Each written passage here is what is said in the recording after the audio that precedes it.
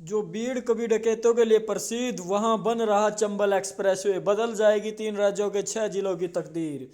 जिन भीड़ों में कभी डकैतों का अंतक था, उनकी बंदूकों की गोलियों से धरती रक्त रंजित होती थी, अब वहां विकास की नई कहानी लिखी जा रही है। कभी डकैतों का घर कहे जाने वाले चंबल में अब चंबल एक्सप्रेसवे, जिसे अटल प्रोग्रेसवे के नाम से जाना जाता है, का निर्माण हो रहा है। अटल प्रोग्रेसवे चंबल नदी के बराबर में चलते हुए भारत के 3 राज्यों को एक करेगा और उन पिछड़े हुए इलाकों को कवर करेगा जहां अभी विकास की रफ्तार धीमी है। तो अटल प्रोग्रेसवे के नाम से ये चंबल एक्सप्रेसवे प्रसिद्ध है, जहां भीड़ में कभी डकैतों का अंत तक था। तो किन 3 राज्यों से गुजरेगा चंबल एक्सप्रेसवे? चंबल एक्सप्रेसवे मध्य प्रदेश से शुरू होगा और चंबल के भीड़ को क्रॉस करते हुए उत्तर प्रदेश में एंट्री करेगा।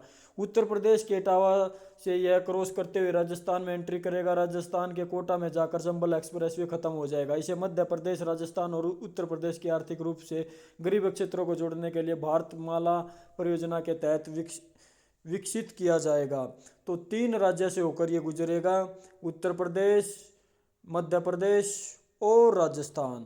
तो इन 3 राज्यों की आर्थिक रूप से गरीब क्षेत्रों को जोड़ने का ये काम करेगा। किन किन जिलों से होकर गुजरेगा चंबल एक्सप्रेसवे? चंबल एक्सप्रेसवे यानी कि अटल प्रोग्रेसवे राजस्थान के कोटा जिले के पास शिमला गांव के NH-27 को उत्तर प्रदेश के इटावा जिले के ननावा गांव से जोड़ेगा। पूर्वी छोर पर यह इटावा के पास चालू आगरा लखनऊ एक्सप्रेसवे से शुरू होगा और भिंड, मुरैना, ग्वालियर और शिवपुरी से होते हुए चंबल नदी के समानांतर चलेगा। तो इन राज्य से और इन जिलों से होकर ये गुजरेगा। तो कितना किलोमीटर लंबा होगा चंबल एक्सप्रेसवे? अटल प्रोग्रेस वे यानी कि चंबल एक्सप्रेसवे 404 किलोमीटर 251 मील लंबा होगा। चंबल एक्सप्रेसवे 6 लेन एक्सेस नियंत्रित ग्रीनफील्ड एक्सप्रेसवे होगा। इस एक्सप्रेसवे से यात्रा का समय वर्तमान के 10-11 घंटे से घटकर केवल 6-7 घंटे रह जाएंगे। इसके अलावा यात्रा की दूरी 490 किलोमीटर से घटकर 404 किलोमीटर रह जाएगी। तो 404 किलोमीटर की लंबा ये अटल प्रोग्रेसवे यानी चंबल एक्सप्रेसवे होगा। ये 6 लेन का होगा। चंबल एक्सप्रेसवे से जुड़े 2 बड़े एक्सप्रेसवे। चंबल एक्सप्रेसवे देश के 2 बड़े एक्सप्रेसवे से भी जुड़ेगा। इसके जरिए उत्तर प्रदेश से लेकर मुंबई और दिल्ली तक की यात्रा आसान हो जाएगी।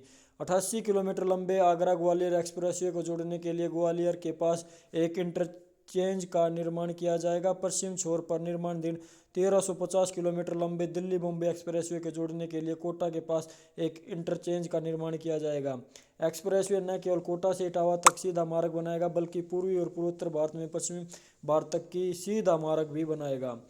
चंबल एक्सप्रेसवे पूरी तरह से 4 लेन यह एक्सप्रेसवे पूरी तरह से 4 लेन वाला एक्सप्रेसवे कंट्रोलर ग्रीनफील्ड प्रोजेक्ट होगा। चंबल एक्सप्रेसवे 5 जिसे भविष्य में 6 लेन में विस्तारित करने का प्रावधान है। मध्य प्रदेश सेक्शन में इसकी चौड़ाई 100 मीटर और राजस्थान और उत्तर प्रदेश सेक्शन में 60 मीटर चौड़ाई होगी। पर्यावरण मंजूरी के बाद परियोजना के लिए भूमि अधिग्रहण जून 2022 में शुरू हुआ और परियोजना के निर्माण के लिए बोली प्रक्रिया दिसंबर 2022 में भारतीय राष्ट्रीय राजमार्ग प्राधिकरण द्वारा शुरू की गई।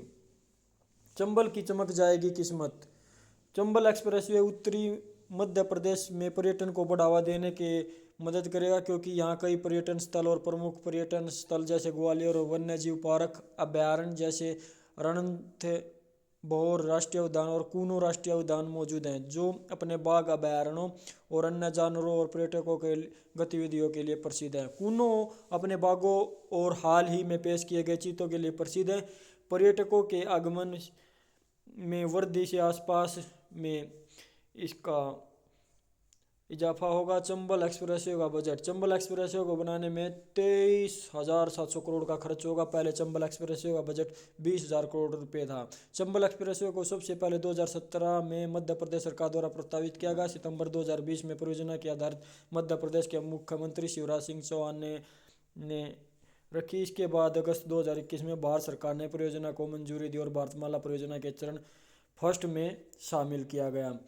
तो ये पहले 20,000 करोड़ का बजट था, लेकिन अब इसका बजट 23,700 करोड़ रुपए कर दिया गया। तो धन्यवाद। जय हिंद। वंदे मातरम।